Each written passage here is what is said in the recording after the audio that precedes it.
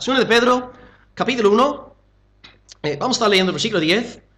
Y el título del mensaje en esta mañana es Escogidos en la eternidad, llamados en el tiempo. Escogidos en la eternidad, llamados en el tiempo. Estamos abriendo la Biblia en 2 Pedro capítulo 1. Y que alguien lea en voz alta, porfis, el versículo 10. 2 Pedro 1 y versículo 10. Bueno, también el versículo 9, porfis, para ver el contexto. 9 y 10. 2 Pedro 1, del 9 al 10.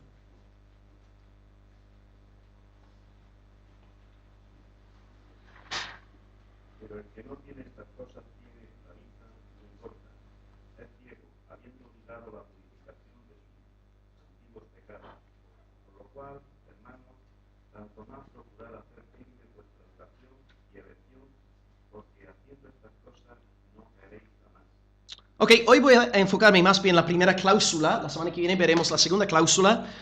Solamente esta primera parte. Por lo cual, hermanos, tanto más procurad hacer firme vuestra vocación, es decir, llamamiento y elección. Un breve resumen hasta estas alturas donde hemos llegado. Bien, estamos en el primer párrafo de 2 de Pedro. El tema central es la seguridad de la salvación. La conclusión se encuentra en versículos 10 y 11. Y todo lo que hemos estado viendo en estas semanas sirve para que tengamos la seguridad de la salvación. Y hemos visto dos argumentos fundamentales del apóstol hasta hoy. Argumento número 1, para que tú tengas la seguridad de la salvación, es pensar constantemente en la obra consumada de Jesucristo. En los primeros 4 versículos vemos que Pedro nos enseña que la justicia, la perfecta obra de Cristo, compra nuestra fe, nuestro conocimiento salvador de Dios, nuestra regeneración, nuevo nacimiento, y santificación, piedad.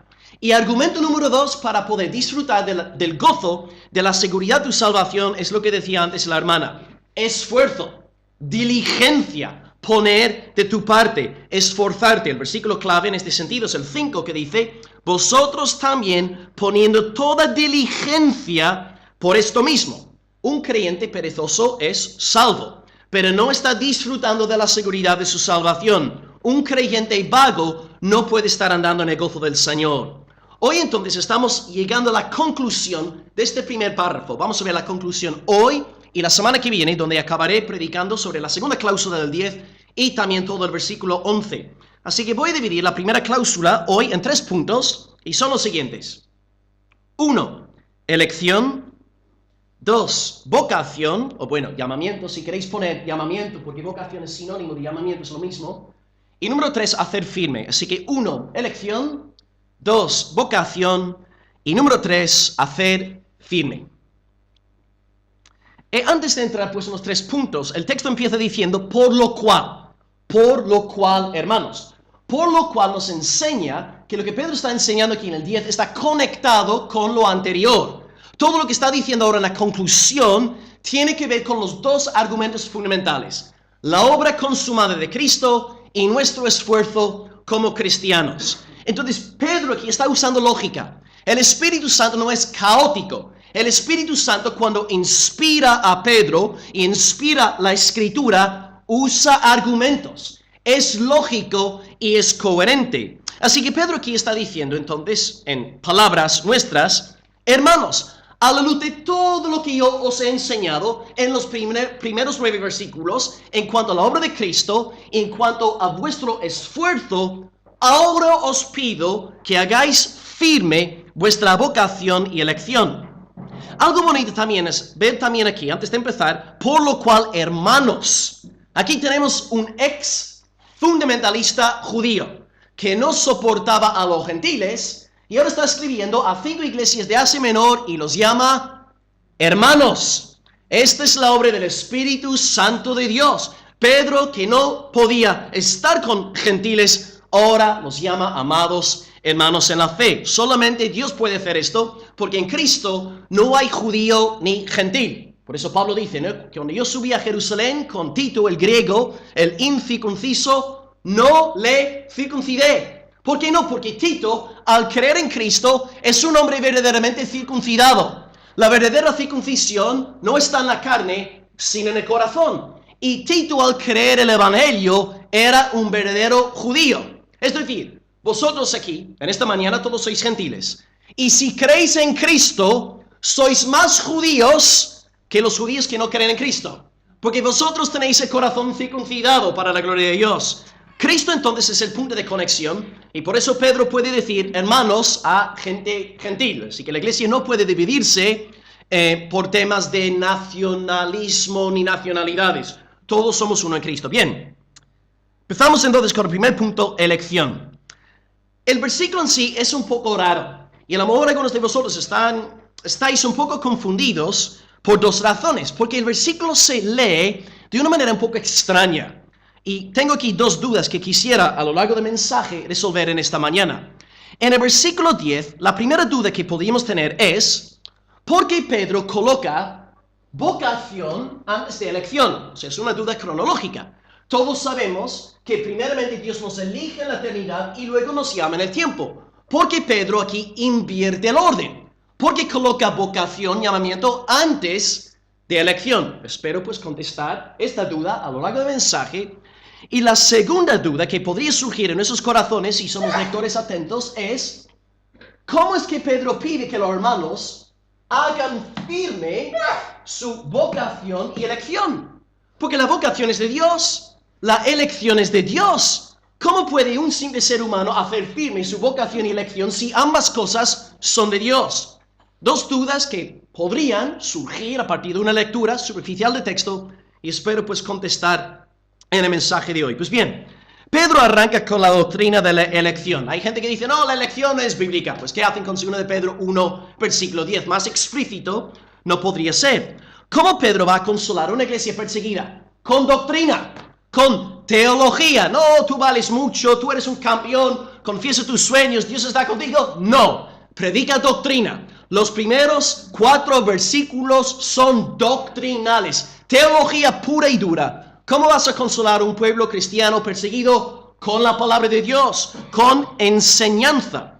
Así que Pedro aquí quiere dar enseñanza a la iglesia y ahora va a apelar a la doctrina de la elección. Es decir, para él, la doctrina de la elección no es un concepto abstracto, filosófico, metafísico, sino una doctrina que da fortaleza a los huesos decaídos de una congregación perseguida.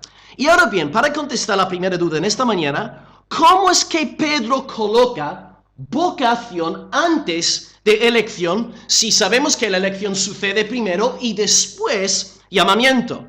Pues la respuesta es que Pedro está hablando en este versículo desde una perspectiva humana, desde abajo, como dicen los teólogos, desde nuestra experiencia, porque tú y yo experimentamos el llamamiento eficaz de Dios en nuestras vidas cuando tenemos fe y nos arrepentimos, y luego estudiamos la palabra y nos damos cuenta de que fuimos escogidos desde antes de la fundación del mundo. No experimentamos la elección, pero la experiencia del llamamiento nos lleva a creer en la elección. Así que por esta razón, Pedro coloca llamamiento antes de elección, porque está hablando desde abajo, desde nuestra experiencia humana. Y aquí entonces la palabra elección se usa en 5, 6 lugares más en el Nuevo Testamento en el griego. Se usa una vez en Hechos y 5 veces en los escritos paulinos. Aquí tenéis un ejemplo muy famoso que todos conocéis, Jacob y Esaú. En Romanos 9:11 dice, no habían aún nacido, no habían hecho aún ni bien ni mal, para que el propósito de Dios conforme a la elección, ahí está la palabra de 2 de Pedro, permaneciese, no por las obras humanas, sino por el que llama. ¿Quién es el que llama? Dios. Dios elige y luego nos llama. Y este versículo encaja perfectamente en el contexto de 2 de Pedro. Los hermanos de Asia Menor fueron escogidos por gracia, no por obras, sino por el que llama. Dios escogió a su pueblo y la razón, la raíz de la elección reside en el único soberano, no en nosotros. Pues yo creo que como congregación tenemos el concepto de elección bastante bien currada y hoy vamos a dedicar más tiempo a la doctrina del llamamiento, ya que solamente lo hemos tocado con los hombres de Almería. Así que vamos a dedicar más tiempo al segundo punto, pero ya que el texto exige que hablemos sobre la elección, pues hablaremos sobre la elección y luego más tiempo sobre el llamamiento en esta mañana. Pues bien, otro lugar donde Pablo emplea este término elección en el griego es 1 de Tesalonicenses 1:4. Y aquí Pablo alaba a Dios por la fe de los tesalonicenses. Y dice en el versículo 4, yo alabo a Dios, doy gracias a Dios, porque conocemos, hermanos amados de Dios, vuestra elección. Y en los siguientes versículos, Pablo nos da 3 señales para ver si de verdad hemos sido elegidos, escogidos por Dios. Y estas señales se aplican a Asia Menor y se aplican a nosotros hoy. Por si tú estás preguntándote, ¿soy un escogido de Dios? ¿Soy un elegido de Dios? Aquí tenéis 3 señales enseñadas por Pablo. Señal número 1, versículo 5 de 1 Tesalonicenses 1, dice: nuestro evangelio no llegó a vosotros en palabras solamente, sino en poder, en el Espíritu Santo.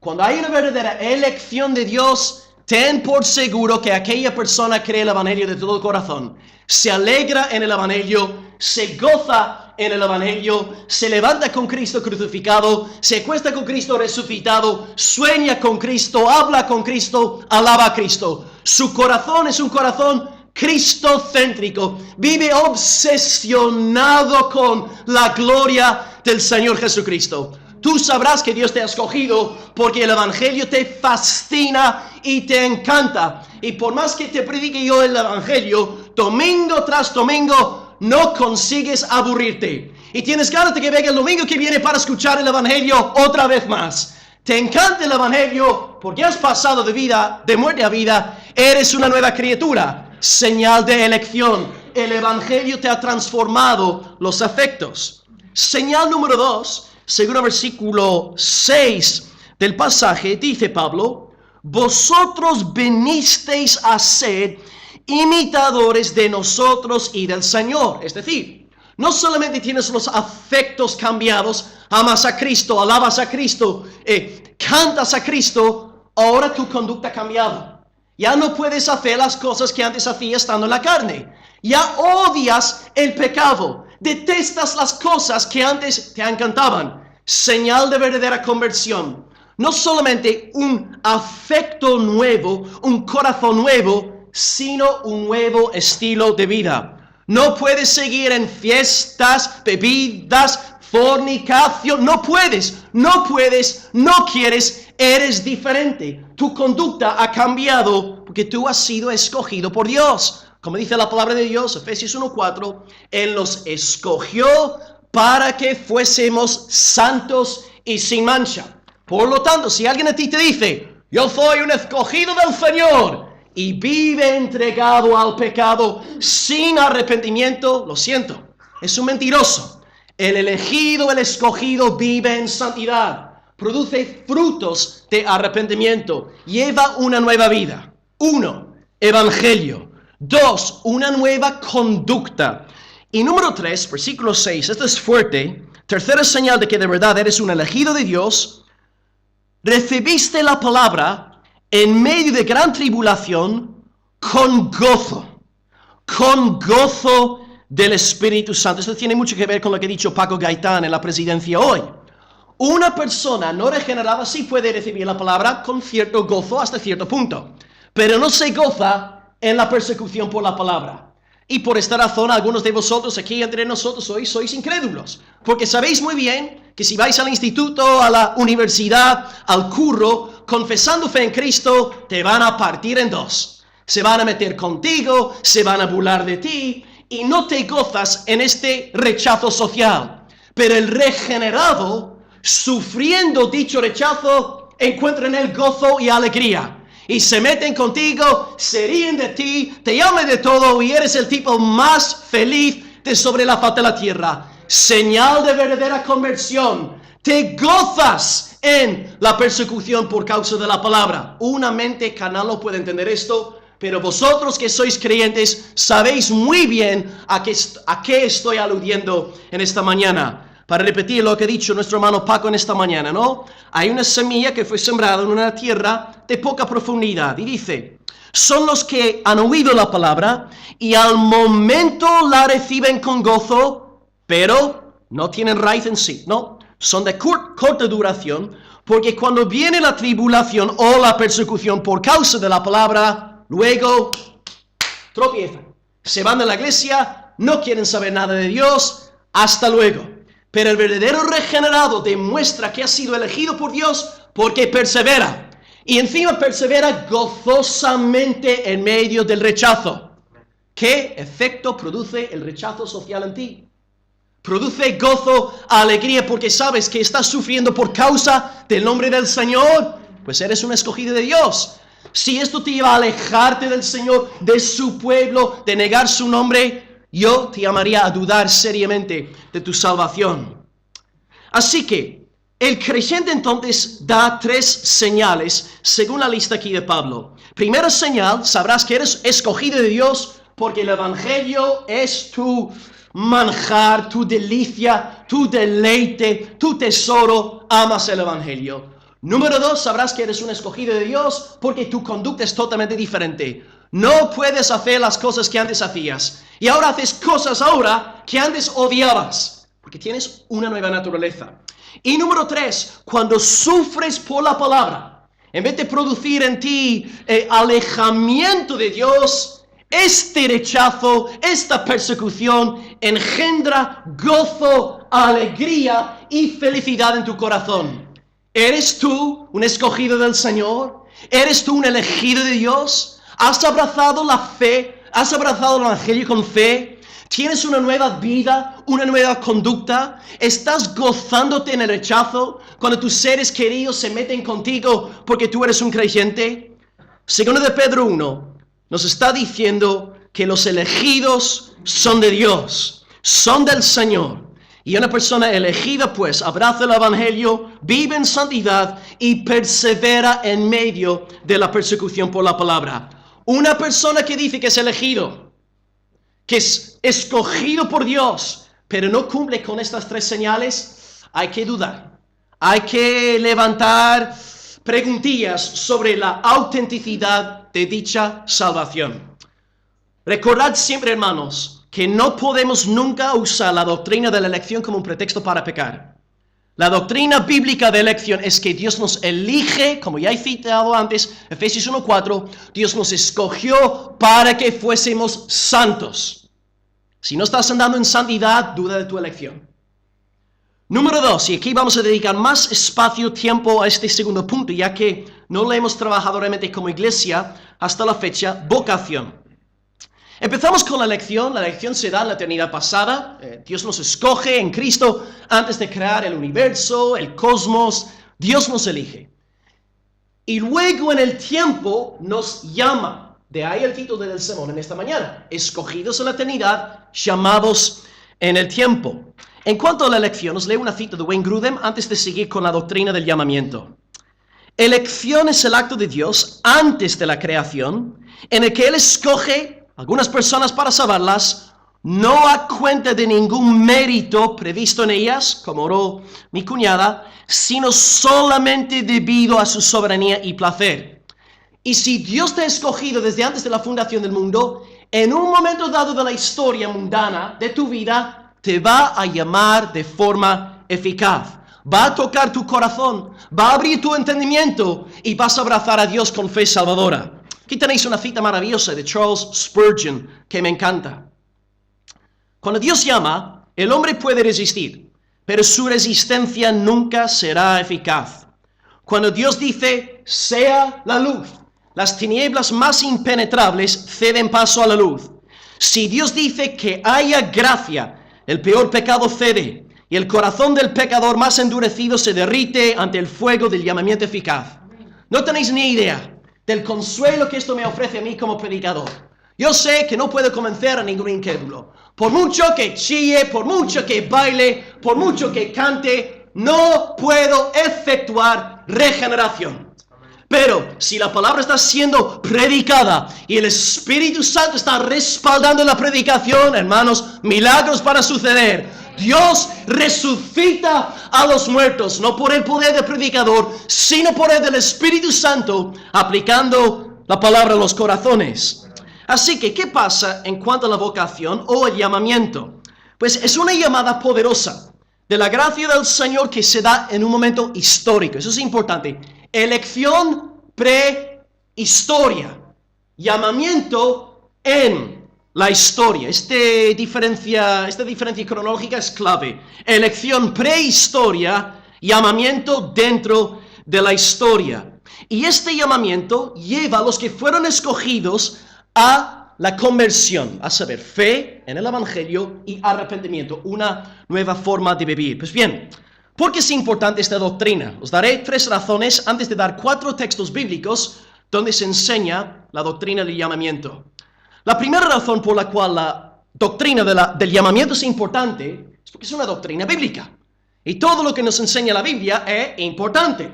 Por eso aquí en la iglesia no predicamos teorías williamistas. Predicamos la palabra, versículo por versículo, para que nadie nos acuse, ¿no?, de seguir a ningún hombre. Predicamos la palabra del Señor. Dice 2 de Timoteo 3:16, toda la escritura es inspirada por Dios. Incluso 2 de Pedro 1, versículo 10, es útil para enseñar, redarguir, corregir y para instruir en justicia, a fin de que el hombre de Dios sea perfecto, enteramente preparado para toda buena obra.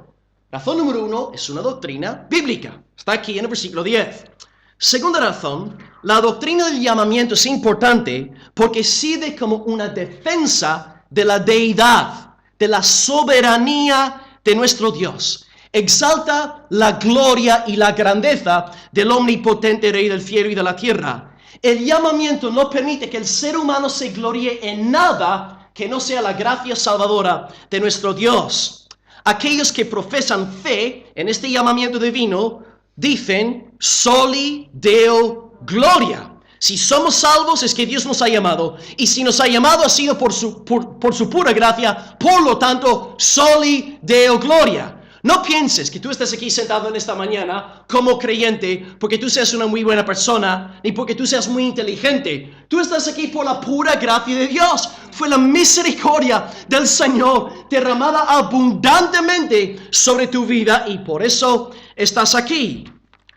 Y en tercer lugar, esta doctrina es importante porque produce alabanza, produce gozo, nos monta una discoteca en el alma día tras día. Pensamos en su llamamiento, en su poder y cantamos y alabamos y damos toda la gloria a Dios. Ya que nuestra salvación es 100% del Señor, Él recibe toda la gloria, 100% para el nombre de nuestro Señor. Platón dijo que la filosofía nace con el asombro. Y yo diría que la doctrina de la salvación también nace con asombro. Estudiamos estas cosas, la elección de Dios, el llamamiento de Dios y ¡wow!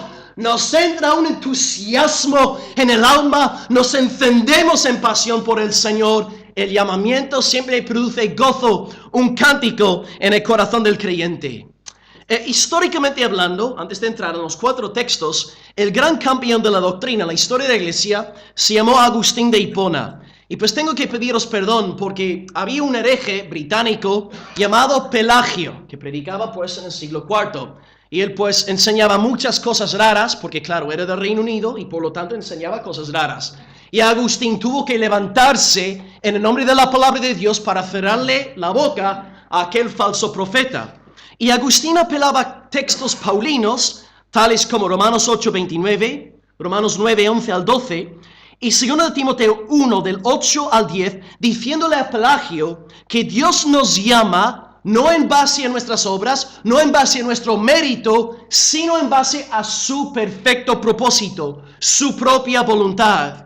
Tristemente, como bien dijo Ignacio, ¿no?, el otro día en el grupo de hombres, a lo largo de la Edad Media, una época que él tachó de edad oscura, se perdió esta doctrina, porque se elevó la teología católica, católico-romana, ya que estaba tan basada en el mérito del hombre, quitó de en medio la doctrina del llamamiento. Y por lo tanto, si tú consigues el último ejemplar del catecismo de la Iglesia Católica, no habla en ningún lugar sobre el llamamiento eficaz de Dios. El término ni siquiera aparece en su catecismo. La doctrina romana tocante a la gracia es la siguiente: que no es una gracia eficaz, que no efectúa nada.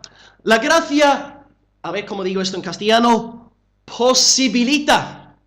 ¿Sí? ¿Eso es una palabra? Sí. La gracia posibilita algo. La gracia como te capacita para algo, pero tú tienes que efectuar algo. No es gracia eficaz, no efectúa nada, simplemente abre la puerta para que tú cooperes con el Señor y por lo tanto enseña que la salvación es una mezcla de gracia y obras son coherentes. Así que ellos dicen que los que han cooperado con Dios, con sus buenas obras y virtud, irán al cielo después de morir. Y luego dicen que los que han muerto sin ser perfectos, según el artículo 1030 del último ejemplar del Catecismo de la Iglesia Católica, ellos irán al purgatorio. Es decir, si tú eres un creyente y bueno, has tenido tus malas rachas, te has apartado del Señor, no pasa nada, vas al purgatorio 2 meses y luego a la presencia de Dios. Y luego en tercer lugar, los que van al infierno, dice según el artículo 1037, es necesaria una aversión voluntaria a Dios, un pecado mortal y persistir en él hasta el final. Es decir, según el sistema católico, vayas tú o al cielo, o al purgatorio, o al infierno, siempre son obras humanas. Obras, obras, obras. Y por esto no hay un concepto de llamamiento eficaz. Gracias a Dios. En el siglo XVI, los reformadores redescubrieron esta hermosa doctrina. Lutero la defendió en su obra más importante, La voluntad determinada. Animo a los estudiantes de la congregación, conseguid el libro, leedlo, La voluntad determinada. Y luego una generación más tarde, Juan Calvino, el gran teólogo sistemático de la Reforma, definió el llamamiento particular de esta manera que está aquí en la pantalla. Él dijo, hay otro llamamiento, es decir, llamamiento eficaz, del cual Dios no hace partícipes a la mayoría, sino solo a sus fieles, a los escogidos, cuando por la iluminación de su espíritu hace que la palabra predicada arraigue en su corazón. Y esto pues tiene que ver con lo que vimos en 1 Tesalonicenses 1:5. Sabrás que de verdad eres un escogido de Dios porque el evangelio te fascina, te entusiasma, la palabra ya está metida en tu corazón. Pues bien, vamos a ver 4 textos de la Biblia que nos hablan sobre el llamamiento para que podamos entender bien esta doctrina. El primer texto que vamos a ver es Salmo 110, versículo 3. Salmo 110, versículo 3. Todos conocéis el Salmo 110. El primer versículo es el verso más citado en todo el Nuevo Testamento. Dijo el Señor, a mi Señor, siéntate a mi diestra hasta que... Ponga tus... ¿Dónde? Por estrado de tus pies. Dios el Padre está hablando de Dios el Hijo, que todos los enemigos van a postrarse delante de Él. Jesús, de hecho, usa este versículo en su debate con los fariseos para demostrar que el Hijo de David es simultáneamente el Señor de David. Jesús está diciendo, yo soy el Hijo de David, pero soy más que David. Yo soy el Hijo eterno de Dios. Y en este Salmo 110, en el versículo 2, el Padre dice al Hijo, el Señor, es decir, el Padre, enviará desde Sión la vara de tu poder, dominio en medio de tus enemigos, y tu pueblo se te ofrecerá voluntariamente en el día de tu poder. Tú eres pueblo de Dios, vosotros sois pueblo de Dios.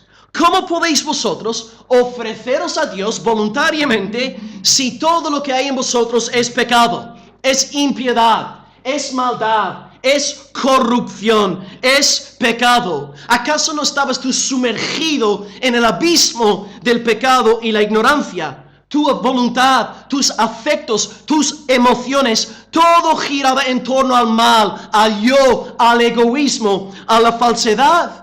¿Cómo se acerca un murciélago a la luz? ¿Cómo se goza un carnívoro de un plato de verduras y de fruta? ¿Cómo puede darse este cambio? Porque el versículo 3 nos habla del día de tu poder. Tu pueblo se te ofrecerá voluntariamente en el día de tu poder. Hay un día de poder, hermano, hermana. Cuando Dios envía la vara de Cristo, la palabra de Dios, la vara de Cristo, y penetra en tu corazón y te conviertes en una nueva criatura, es el día del poder de Dios. Y todos los que estamos aquí, nacidos de nuevo, salvados por gracia, hemos experimentado el día del poder del Señor. Llegamos a ser algo que antes no éramos. Es el día del poder de Dios. Oh, que hoy sea un día del poder del Señor. Que la vara sirva para que muchos corazones sean traídos a Cristo.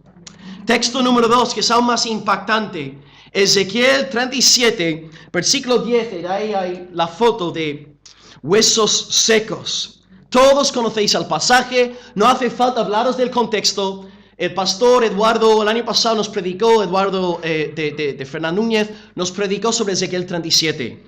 Y el versículo 10 del pasaje dice: yo profeticé como Dios me había mandado, y entró espíritu en ellos, en los huesos secos, y vivieron, y estuvieron sobre sus pies un ejército grande en extremo. El contexto es el siguiente, por si no estás familiarizado con el pasaje. Dios coloca a Ezequiel en un valle de huesos secos y muertos. Si los hubiera tocado, se habrían, deshecho, sin lugar a dudas. Y Dios le dice a Ezequiel: Ezequiel, ¿pueden vivir estos huesos? ¿Qué contesta Ezequiel? Solo tú lo sabes, yo no tengo ni idea. Y Dios le dice al profeta: pues te voy a pedir que hagas algo. Profetiza, es decir, predica a estos huesos. No tiene sentido ninguno. Yo puedo entender, ¿no?, predicar a una persona, a lo mejor a Pepe. Yo puedo entender predicar a un conejito, algo animado, a un tigre, algo por lo menos que me presta un poco de atención. Pero hermano, predicar un valle de huesos secos y muertos, esto no tiene lógica ninguna. Pero no se trata de entender la voluntad de Dios, se trata de obedecerla. Entonces Dios dice: profetiza a los huesos secos. Así que bueno, no hay nadie aquí mirándome, Lidia no está, así que voy a predicar para que no caiga en vergüenza. Predica a los huesos secos. Inicialmente nada sucede, pero luego dice la palabra de Dios algo impresionante, versículo 8. He aquí tendones sobre ellos, y la carne subió, y la piel cubrió por encima de ellos. Madre mía. Y luego versículo 10. Entró espíritu en ellos, y vivieron, y estuvieron sobre sus pies un ejército grande en extremo. Huesos secos volviendo a andar y vivir. No algo más impactante que un vídeo de música de Michael Jackson, ¿no?, con todos los zombies. Esto es impresionante. ¿Qué aprendemos de esta lección? Tú estabas muerto en tus delitos y pecados. Tú eras un hueso seco. Hay huesos secos entre nosotros en esta mañana. ¿Cómo pueden vivir los huesos secos? No pueden vivir. No pueden vivir. Pero Dios nos dice que hagamos algo loco. Prediquemos. Profeticemos. Señor, ¿cómo van a resucitar los muertos por medio de las palabras de un mortal? Will, no se trata de entender mi lógica. No se trata de entender mi voluntad. Se trata de obedecerla. Predica la palabra. Sí, Señor. Predicas la palabra de Dios, predicas el evangelio, y de repente gente convirtiéndose, gente regenerada, gente viendo la belleza del Señor Jesucristo. Es el día del poder del Señor. Dios llama de forma eficaz, y los huesos secos tienen que vivir sí o sí. Soli Deo Gloria. Amén. Dos textos del Nuevo Testamento. Este tercero es impresionante. Este es el ejemplo de Ariel, ¿no? Juan 11, versículo 43. Y habiendo dicho esto, Jesús clamó a gran voz: Lázaro, ven fuera. Contexto de nuevo, por si no estáis familiarizados con el pasaje. Lázaro está difunto. Lleva 4 días en la tumba, en el Medio Oriente. Él olía peor que el sobaco de tu esposo. Olía fatal.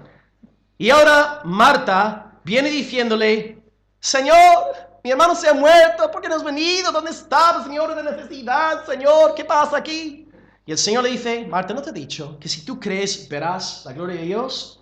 Y el Señor Jesucristo hace algo inaudito. Se dirige a la tumba donde está el cadáver muerto, no puede cooperar con la gracia de Dios, no puede hacer buenas obras, no puede hacer nada. Y Cristo dice: Lázaro, sal fuera. ¿Y qué pasa, hermanos? Lázaro sale de la tumba. ¡Wow! Es el día del poder del Señor.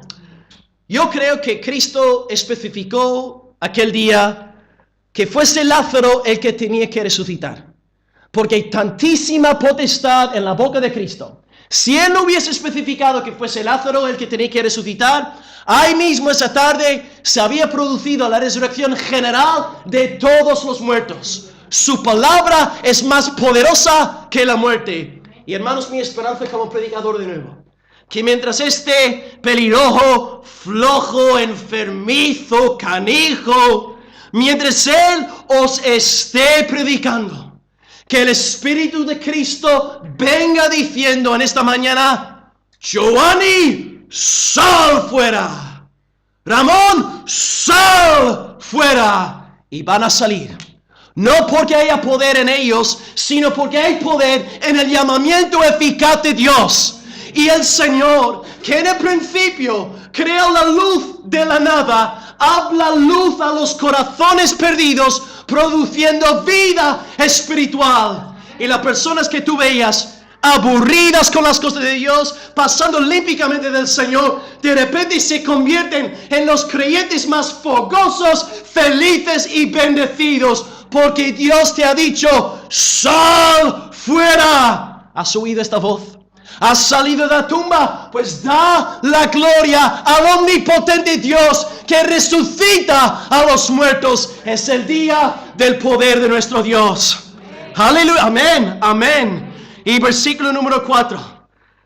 Primera de Pedro 2:9. Dice: vosotros sois linaje escogido. Aquí sí va en orden cronológico. Real sacerdocio, nación santa, pueblo adquirido por Dios, para que anunciéis las virtudes de aquel que os llamó de las tinieblas a su luz admirable. Así que los hermanos de Asia Menor eran como Lázaro. Los hermanos de Asia Menor eran como los huesos secos de Ezequiel. Estaban muertos en su paganismo, fiestas, bebidas, fornicación. Fiestas, bebidas, fornicación. Y de repente un día llega el poder de Dios a estos paganazos. Por poco les salían otras voces y Dios les traslada de las tinieblas del paganismo gentil, colocándolos en el reino de santidad de Jesucristo. Dios nos ha llamado por su poder eficaz y ahora ellos forman parte de la eclesía. Eclesía, por cierto, lingüísticamente proviene del verbo griego kaleo, kaleo, y kaleo significa literalmente llamar. Es decir, cada vez que tú hablas la palabra iglesia, estás aludiendo directamente a la doctrina del llamamiento eficaz. Claro, en español no funciona. Iglesia y llamamiento no tienen ninguna relación, pero en el griego sí. Eclesía significa literalmente los llamados fuera. Cada vez que hablas de la iglesia en griego, estás hablando de la obra soberana de Dios en llamarnos. Y aquí tenéis una cita de Lloyd Jones que respalda todo lo que os estoy diciendo. Dice: una eclesía es una reunión de personas que han sido llamadas fuera. Claro, fuera, ek en griego, llamados kaleo, kaleo, llamar fuera, escogidas, separadas, como resultado de este llamamiento. Por tanto, la propia palabra eclesía en y por sí misma es suficiente para establecer la afirmación de que existe tal cosa como un llamamiento eficaz. Por eso tú estás en la eclesía, porque eres un llamado. Dios te llamó fuera del mundo, fuera de la esfera de Satanás, fuera de la esfera de tu pecado, y ahora te gozas en la luz, porque tú eres un llamado y formas parte de los llamados, la eclesía, para la gloria de Dios. Ahora bien, la pregunta es: ¿por qué Dios nos llamó a nosotros? A estos 60, 70 sinvergüenzas que estamos aquí en esta mañana. ¿Por qué nosotros? No tengo ni idea. No tengo ni idea. Te contesto con las palabras del Salvador Jesucristo. Te alabo, Padre. Estoy citando Mateo 11:25. Te alabo, Padre, Señor del cielo y de la tierra, porque tú escondiste estas cosas de los sabios, de los entendidos, y tú las revelaste a nosotros, niños, que no somos nada. Sí, Padre, porque así te agradó. Ahí está. Señor, ¿por qué me escogiste? Señor, ¿por qué me llamaste? Señor, ¿por qué has derramado tanta gracia sobre mi vida? Porque Él quiso. Porque quiso amarte con un amor eterno. Gloria al nombre del Señor. Para acabar el segundo punto, en el primer punto os expliqué cómo podéis saber a nivel práctico si de verdad habéis sido escogidos por Dios. Y aquí en el segundo punto hacer lo mismo. ¿Cómo saber si de verdad has sido llamado por Dios? Dos cosas. El llamamiento siempre produce conversión. Y la conversión conlleva dos elementos. Un elemento positivo, otro negativo. El positivo, fe. Fe en Cristo. Fe en el Evangelio. Amas al Señor, vives para el Señor. Tu vida ahora es Cristo, Cristo, Cristo. Tú tienes fe. No tienes una fachada religiosa en esta mañana. Tú de verdad amas a Cristo con todo tu corazón.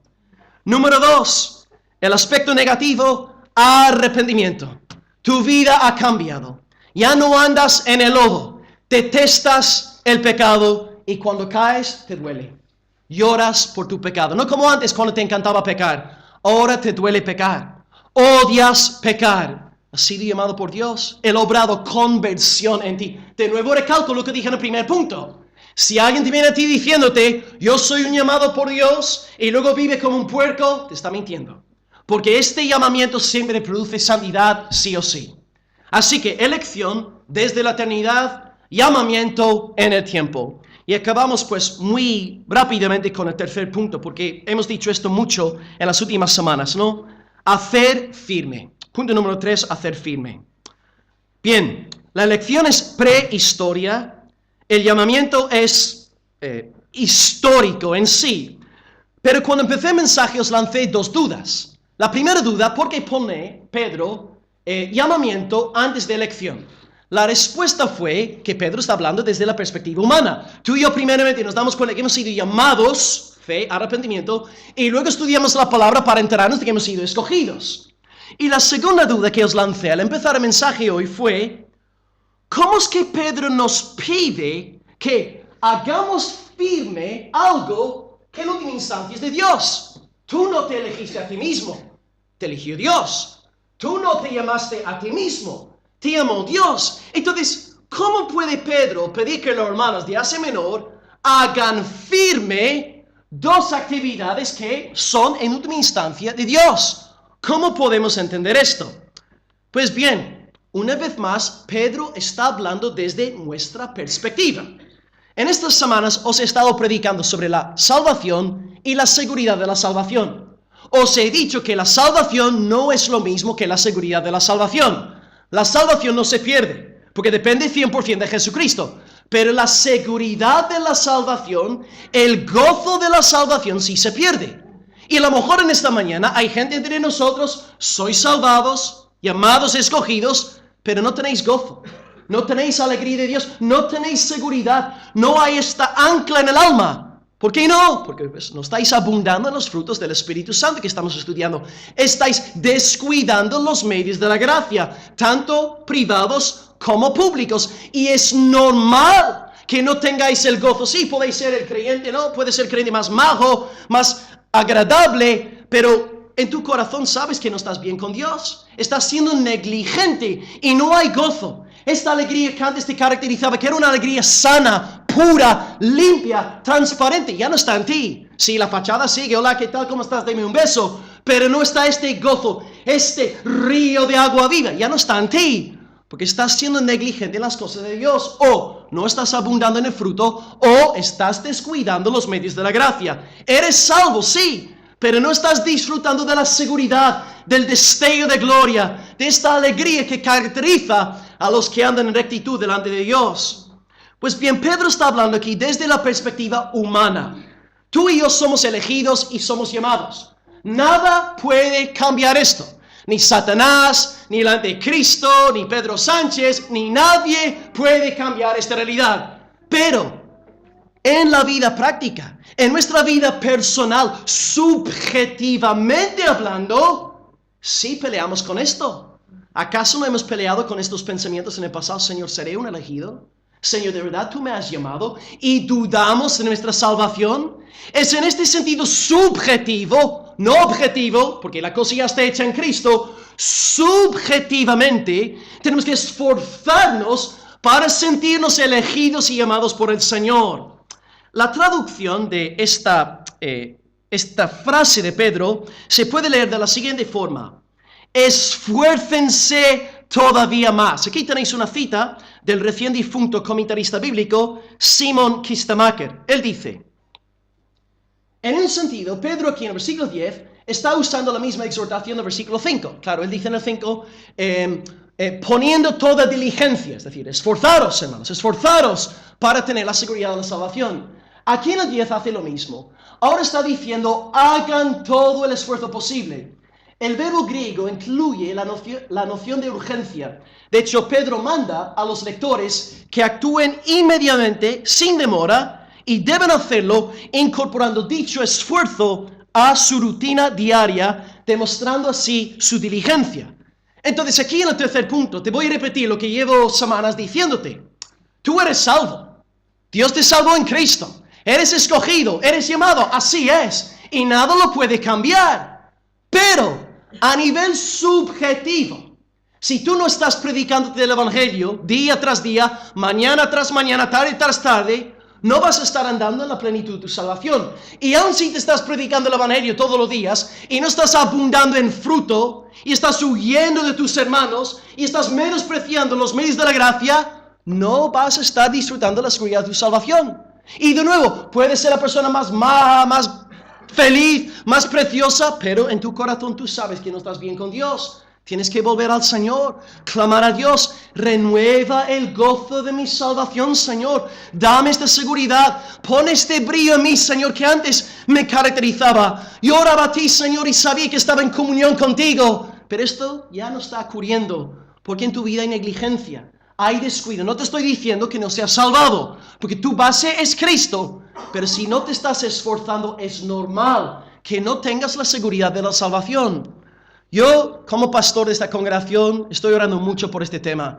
Que Dios conceda a nuestros miembros la plena seguridad de la salvación.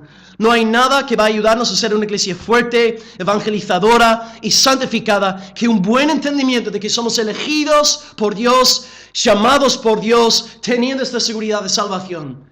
Pero también tengo que ser sincero. Si hay hermanos aquí y estáis siendo negligentes, estáis descuidando los medios de la gracia, no estáis abundando en el fruto del Espíritu Santo, por más que yo ore y por más que os predique sobre la seguridad de la salvación, Dios no os la va a conceder. Él quiere que tú te esfuerces en tu santificación, que te niegues a ti mismo, que vivas para la gloria del Señor. Ojalá pues en esta mañana que hoy podamos tomar decisiones a dar prioridad a la gloria de Dios, su reino en nuestras vidas. A mí me encantaría como pastor tener a todos los miembros aquí sellados con este gozo, esta alegría, pero eso también depende en gran parte del esfuerzo de los hermanos de la congregación local. Así que te pregunto una vez más, ¿estás abundando en el fruto del Espíritu Santo?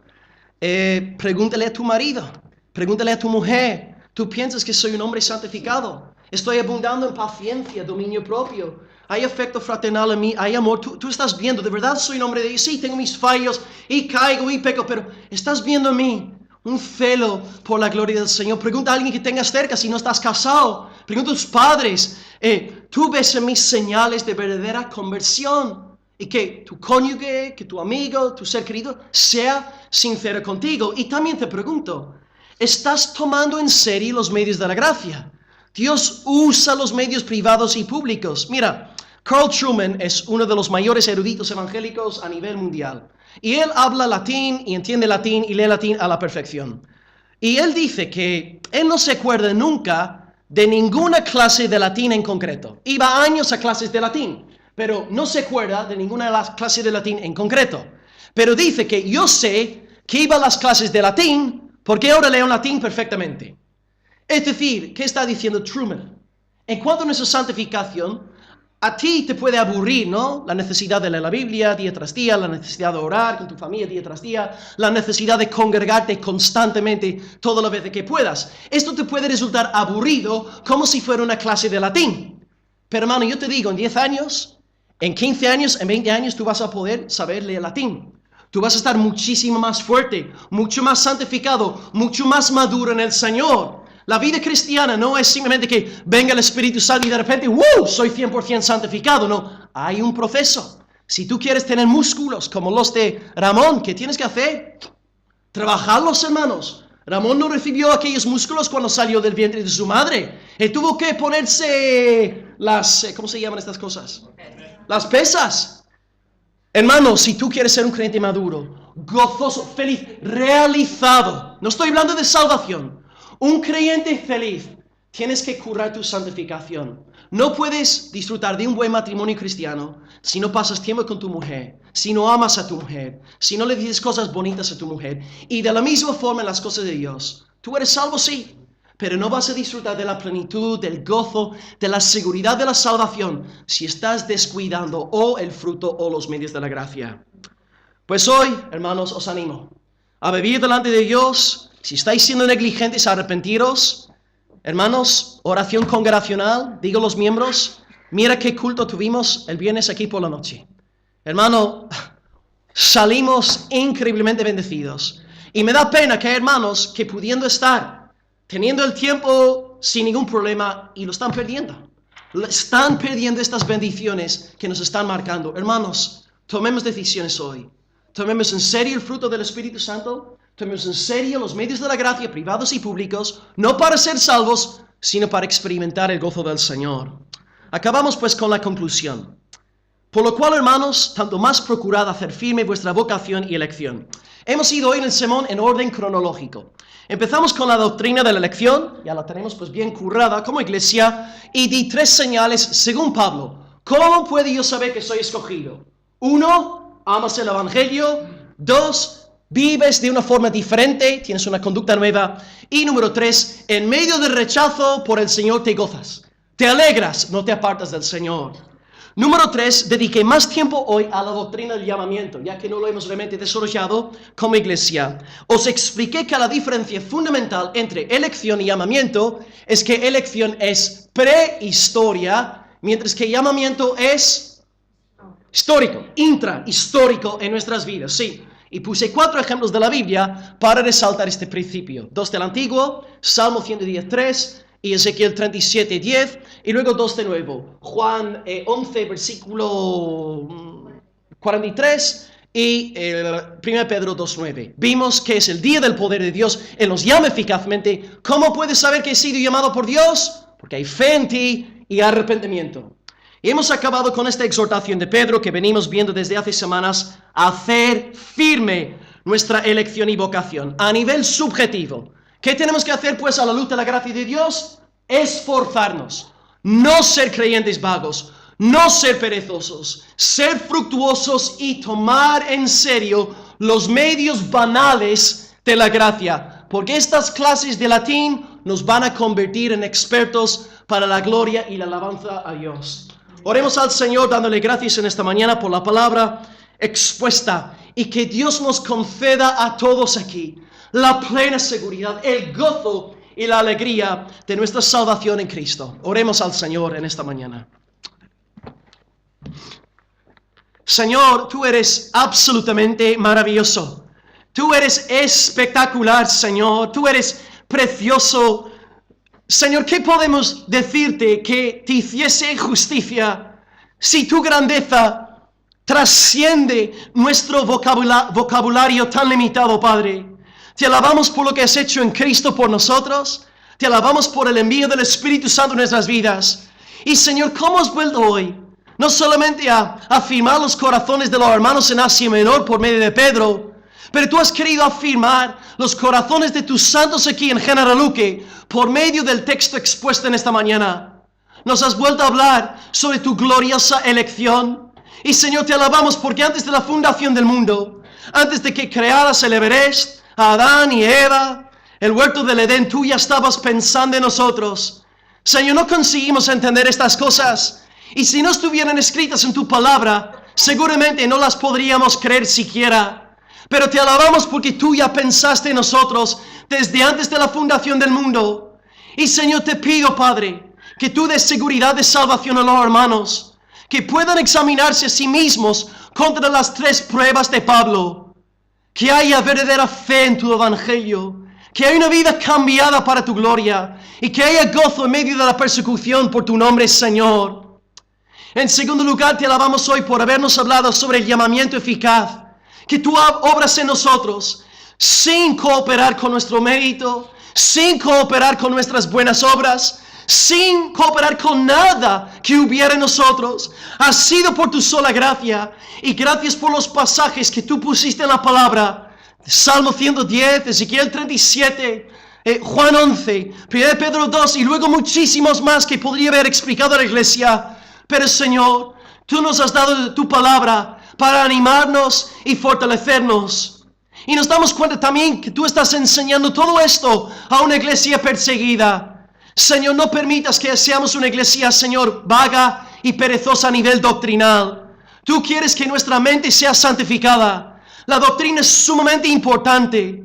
Y de hecho, el no predicar sana doctrina excluye a un hombre del ministerio. Señor, yo te pido que te amemos, no solamente de todo corazón, no solamente de todas nuestras fuerzas, sino también de toda nuestra mente. Y Señor, que podamos aplicar esta verdad tocante tu llamamiento a nuestra vida, a que haya verdadera fe en nosotros y verdadero arrepentimiento. Y Señor, en tercer lugar, Padre, Tú sabes la cantidad de veces que he orado a Ti pidiéndote, Señor, concede a los miembros de la iglesia, Señor, seguridad de su salvación. Dales el gozo, Señor, dales la alegría, dales el brillo, dales el destello, dales esta chispa que caracteriza a los que están andando bien contigo.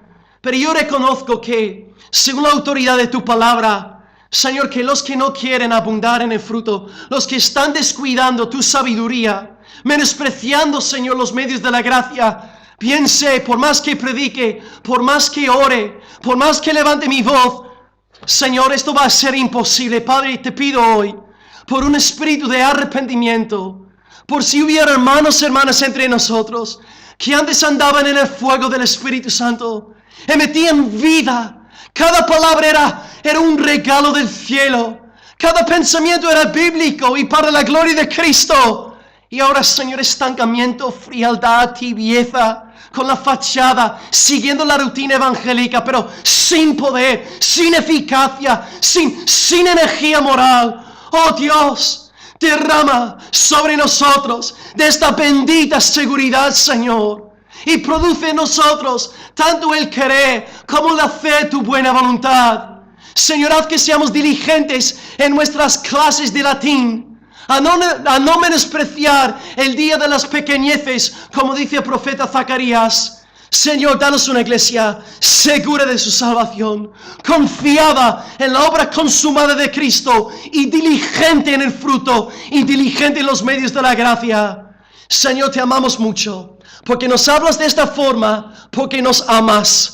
Si no nos amaras, nos entregarías a un espíritu de locura, a un espíritu mentiroso para condenarnos eternamente. Pero si nos hablas de esta forma directa, confrontándonos, es porque nos amas y quieres hacernos bien y quieres corregirnos como aquel buen padre que castiga y disciplina al hijo que ama. Te alabamos, Padre, por Tu buen cuidado pastoral. Sé Tú el buen pastor de cada corazón. Concede Tú, amado pastor, esta seguridad de la salvación que yo no puedo efectuar en Tus amadas ovejas aquí.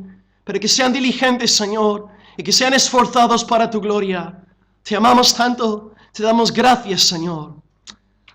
Padre, antes de acabar, sabiendo que tantas hermanas nuestras van a salir el fin de semana que viene, sabemos que es un viaje largo de 3 horas y media, 4 horitas. Señor, protege a las queridas hermanas en el viaje a Córdoba. Señor, oramos por Eduardo, por Patricia, por las palabras que han de compartir con las damas ahí. Señor, te pido que sea un tiempo de renovación espiritual para las hermanas de nuestra congregación. Gracias porque están tomando en serio su llamamiento de ser damas conformes a Tu corazón. Señor, esta gran multitud que se ha de acercar a Córdoba en estos días, bendice las reuniones, bendice las predicaciones, que sean bíblicas y que las mujeres sean instruidas una vez más en Tu palabra para amarte, servirte y bendecirte. Cuídalas, que Señor los desánimo y mucha edificación en estos días, Señor, que van a estar fuera. Te amamos y te damos gracias por sus vidas y las encomendamos a Ti en Tu cuidado pastoral. Amén, Señor. Te damos gloria y gracias. Amén.